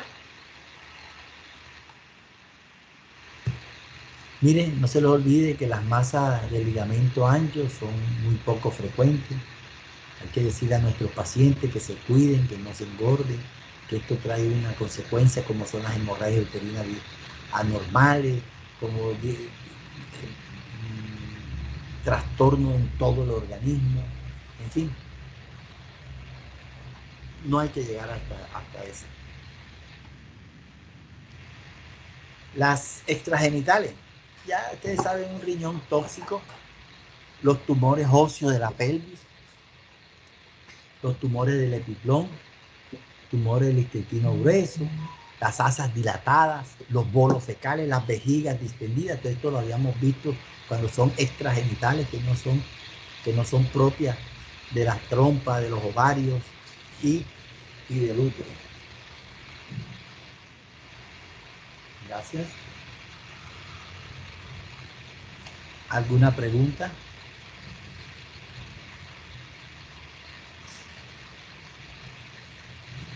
Doc, yo tengo una. Sí, señorita. Doc, cuando me llega una paciente con 32 semanas de embarazo, multípara, y tiene 2 centímetros de dilatación, ¿ya eso se considera como una amenaza de parto? ¿O puede ser normal? ¿Entra en el rango de lo normal? No es normal. Con 2 centímetros de dilatación no es normal. 2 centímetros es casi 2 dedos. Mídase usted los dedos para que vea cuánto le miden. A mí me miden 3 centímetros y medio. De pronto los suyos miden 2 centímetros. No es normal. A diferencia de que si está permeable en todo el orificio cervical externo y el interno está cerrado, en una gran multípara se puede. Pero en una primigestante 2 centímetros hay que hospitalizarlo y hacerle seguimiento. Con 32 semanas, cervicometría, mirar si tiene actividad uterina y ponemos uteroinhibidores, buscar la causa por la cual se originó la causa por la cual se originó la amenaza de parto preterino. Si es posible, hacerle maduración pulmonar. ¿Ok? Listo, gracias. Señorita. Muchas gracias, doctor. ¿Alguna otra pregunta? Haider. No, doctor, queda darle las gracias por el tema. Muy bien desglosado. De nada, de nada. ¿Alguna otra pregunta? Silvana, María, Juan, Yulepsi, Daniela, Javid, Lewis, ya, Latifi, Fairuz, Yacine. ¿De dónde es usted, doctora? De Maicao. Ay, de un momento, doctor. Yo soy de Maicao, pero mi familia es libanesa. Sí, pues,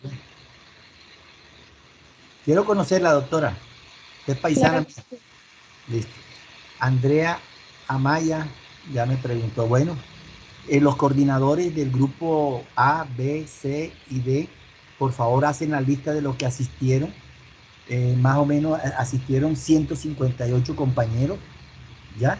Entonces cada uno tiene que hacer su lista. ¿Ya la tienen lista, por favor? El coordinador de la coordinadora del grupo A, por favor. Doctora. Estaba pendiente de la lista. El grupo Creo que B está es la doctora María Isabel Estrada. La coordinadora del grupo B o el coordinador, ¿quién es? De la doctora Ivette. acá estoy. Ana Anillo Polo. Sí, señor. ¿Tú quieres de Anillo el ginecólogo? No lo conozco. Ustedes por allá de, ¿cómo se llama? De, ay, ese es de San Jacinto. Sí, mi familia es de allá. Bueno. El grupo C de la doctora Marixa. ¿Quién es la coordinadora? Hola, doc. Anita, ¿quién es? ¿Quién es? No, Valentina. Doctora Valentina de la Valentina. voz. Hola Valentina, ¿cómo estás? Valentina, Hola, ¿ya doctor. existe la lista, doctora? Sí, ya la tomé. Bueno, la del grupo B de la doctora.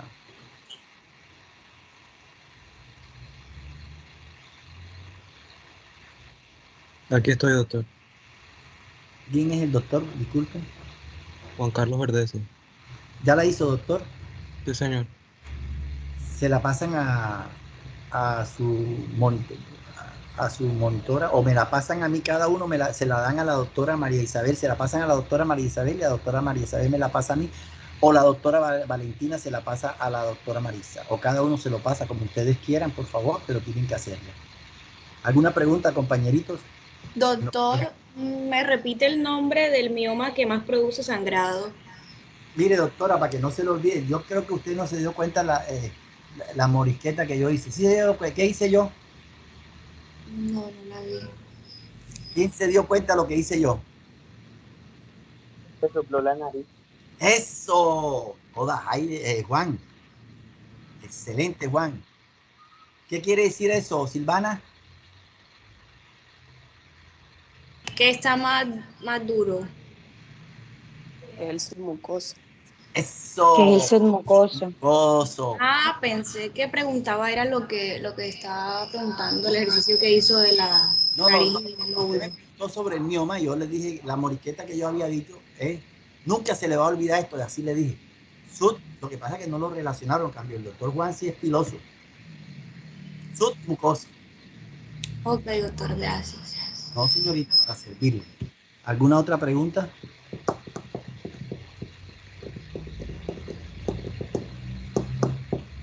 Bueno, doctora Valentina, no se lo olvide. Doctora María Isabel.